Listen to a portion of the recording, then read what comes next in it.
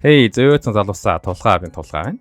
За NBA Final Denver Nuggets болон Miami Heat-ийн эхний тоглолтын 4-р 8 минут үлдсэн байхад Gabe Vincent, Nikola Jokic дээр алдаа гаргаж Jokic чөлөө шидэлт хийхээр болов.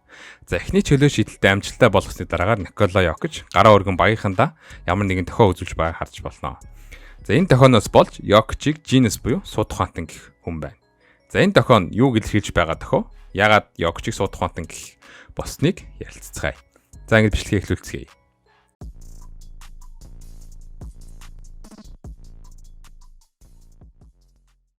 За энэ тохиог ойлгохын тулд Nikola Jokic чөлөө шидэлт шийдгээс өмнөх рүү очих хэрэгтэй. За Jokic-ийг чөлөө шидэлтэд бэлдэж байх хооронд Kyle Lowry Miami Heat-ийн сэлгээ рүү Nikola Jokic-ийг чөлөө шидэлт дуусны дараа ямар довтлогоо явах талаар ярилцж байна. За сайн харах юм бол саяны Jokic-ийн тохиотой адилхан харагдаж байгааг харж болох юм. За үүнийг нь Matt Aisha аналист хийсэн байна. За энэ гар бууны тохио нь pistol action буюу Miami Heat-ийн өөрчилсөн pistol keep гэх довтлогооны хөлбөрийг илтгэж байгаа юм байна. За pistol action гэдэг довтлогооны тактик нь ерөнхийдөө амархнаар хэлэх юм бол point guard болон wingman, big man оролцдог тактик юм байна. За ихэнх тохиолдолд 1 болон 2 дугаар байрал дээр тоглолтог тоглогчид эхлүүлдэг учраас 21 буюу 21 гэж дуудах нь байдаг. За ихэнх pistol action довтлого нь 1 болон 2 дугаар байрал дээр тоглолтог тоглогчид эхлүүлдэг бол Miami Heat-ийн өөрчилсөн pistol keep гэх энэхүү довтлого нь нэг хуурамч дамжуулалт өгж өрсөлдөгчийгөө төөрөлдүүлээд холбогч болон big man-ийн довтлогоор өөрчлөгддөг довтлого юм байна.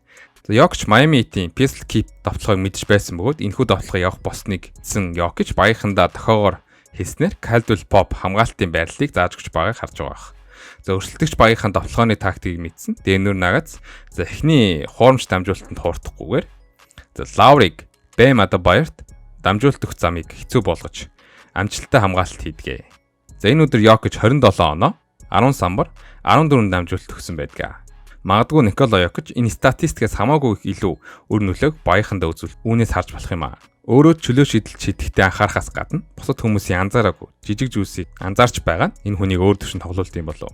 За ямар ч тааш Nikola Jokic маань Ja Morant-ыг бодох юм бол бууг яаж зөв ашиглахыг мэддэг юм байна. За ингээд өнөөдрийн бэлтгэсэн мэдээллийн хүрээ дуусч байна. Бичлэг таалагдсан бол subscribe, like, share дэнэ хийж өгөх хүсье. Баяртай.